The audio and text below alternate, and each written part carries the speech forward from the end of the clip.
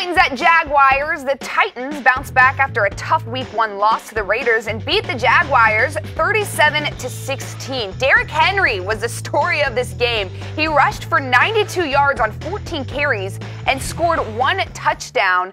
With Derrick Henry's performance today, do you think he earned the starting spot over DeMarco Murray? I wouldn't say that's the case. I think that Henry got the bulk of the carries today because Murray wasn't 100%. He's been struggling with some injuries, some hamstring injuries. Those can be nagging. He hasn't been 100% in the preseason. In the first game of the season, Murray had more carries than Henry. I think at the end of the day, the Titans do want to have a 2 running back system. They want to have that 1-2 punch. If Murray is the guy that's healthy, I think they'll go with him. At the end of the day, when you draft Derrick Henry out of Alabama, a former Heisman Trophy winner, I think he's the future for the Tennessee Titans, but I don't think he's the #1 guy as yet. When Murray is healthy, he's going to get the carries, but it's great to have 2 backs that you can control the clock, that you can wear down other teams. This allows you to have fresh backs at the end of the game when you're rolling with 2 running backs. So it was a career high day for Henry. This is the best day. This is the best game that he's had since he's been in the NFL with 92 rushing yards, but I wouldn't say that he's the #1 back right now.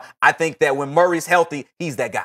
Let's turn our conversation to Jacksonville. Do you think we saw the real Jaguars today? I think it's somewhere in between what we saw last week against, the Titans and what we saw today against who the Jaguars lost to today against the Titans. And I think it's somewhere in between what we saw last week when they had that big W. I think the Jaguars are working some things out. Certainly you want Leonard Fournette, their running back, to be a big piece of the puzzle. Their defense, which had 10 sacks last week, certainly didn't have that same type of performance. So I still think the Jaguars are going to struggle. Blake Bortles is not a starting quarterback in the NFL, but all in all, when you lose Allen Robinson, he's out for the season with the ACL injury. They need some other receivers to step up, whether it's a Marquise Lee or Allen Hurns. I think they're still trying to find their way in terms of who's going to fill that void having lost Robinson.